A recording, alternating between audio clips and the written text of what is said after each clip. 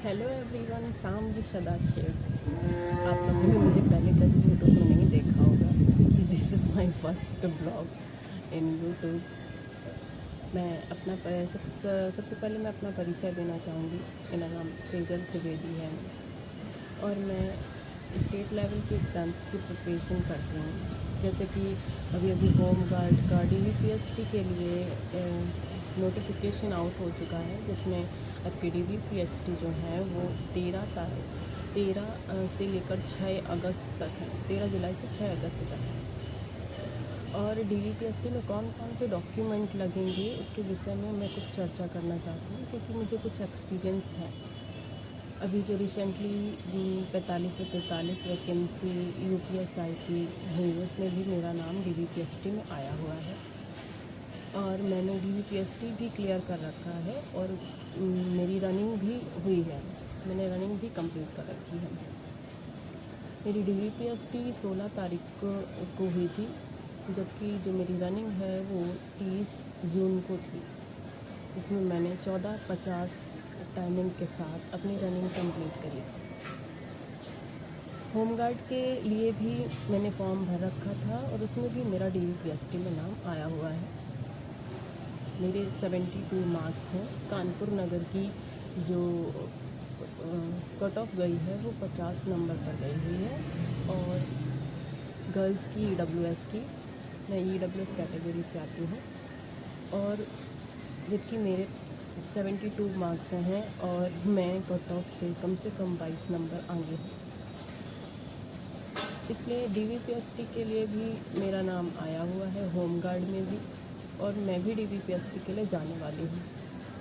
पर यदि मेरा UPSI में नाम फाइनल लिस्ट पे आता है तो मैं DVPST को, होम गार्ड की DVPST को तो नहीं, पर रनिंग को ज़रूर स्किप करना चाहूँगी, क्योंकि एक सीट बच जाएगी, उससे किसी न किसी का भला हो सकता है।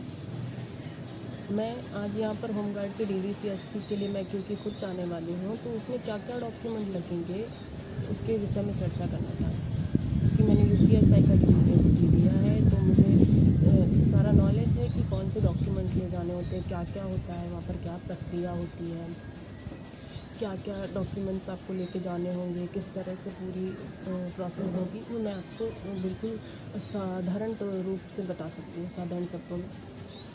आपको सर्वप्रथम क्या करनी होगी, 2 फाइलें बनानी होंगी, जिसमें एक फ़ाइल में आपको क्या करना होगा, आपको सारे जितने भी आपने जो फॉर्म भरते समय ओरिजिनल मतलब डॉक्यूमेंट लगाए थे, उसका ओरिजिनल मूल प्रति को आपको रखना होगा।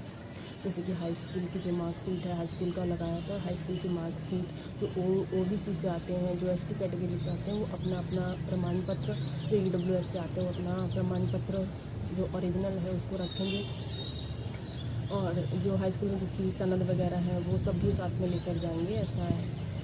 और 4 फ़ोटो अपने साथ लेकर जानी होंगी आपको, और आधार कार्ड तो कंपलसरी है, आधार कार्ड आपको ज़रूर लेकर जाना पड़ेगा, और जो DVPST का जो वो होता है एडमिट कार्ड, उसको लेकर जाना होगा। एडमिट कार्ड में एक फ़ोटो लगानी होती है और सेम टू सेम ऐसी 2 प्रतियाँ फ़ोटो कॉपी की बनवा लें, जिसको एक दूसरी फ़ाइल बना लें, उसमें रख लें।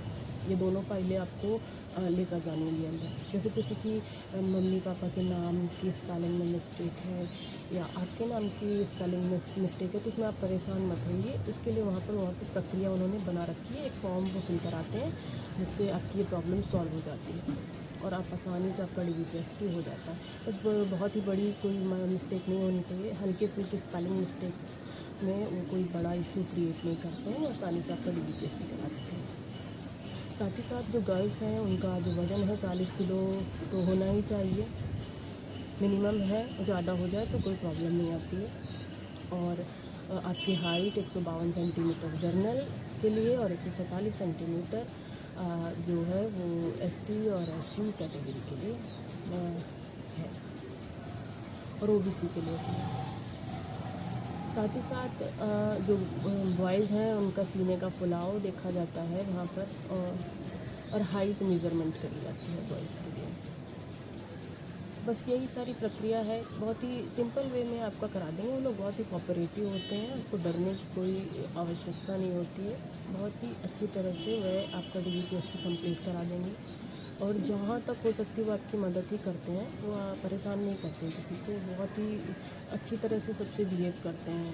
जो विभाग है, जो भी इस कार्य में लगाए गए हैं लोग, वो जितने भी पुलिस ऑफिसर्स हैं वो आपको बहुत सपोर्ट करते हैं, क्योंकि मैंने DVPST UPSI का भी रिसेंटली दिया है। वो लोग बहुत ही सपोर्टिव होते हैं, कोई भी ऐसी वो खुद नहीं क्रिएट करते हैं प्रॉब्लम कि बच्चा परेशान है। जहाँ तक हो सकती है वो आपकी मदद करने की कोशिश करता है। तो आप लोग घबराएं नहीं, बहुत ही आसानी से आपका DVPST क्लियर हो जाएगा। बस आप रनिंग में लगे रहिए, रनिंग की टाइमिंग बस क्लियर करिए, क्योंकि हमारे होमगार्ड वाले भाई जो हैं बहुत ऐसे हैं जिनकी काफ़ी एज होती है, वो रनिंग नहीं कर पाते हैं।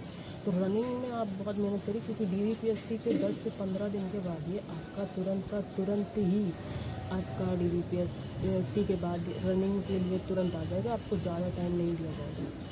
तो रनिंग क्लियर करना बहुत ज़रूरी है। रनिंग में बहुत लोग बाहर होते हैं। अभी UPSI में रिसेंटली आपने देखा कि कितने बच्चे बाहर हो रहे थे।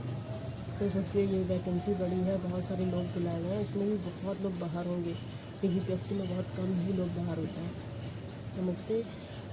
आगे और भी ऐसी ही वीडियोस के लिए मेरे चैनल को सब्सक्राइब कीजिए, मुझे सपोर्ट कीजिए, क्योंकि ये मेरा पहला व्लॉग है और मैं नई हूँ, तो मुझे सपोर्ट की आवश्यकता होगी। नमस्ते।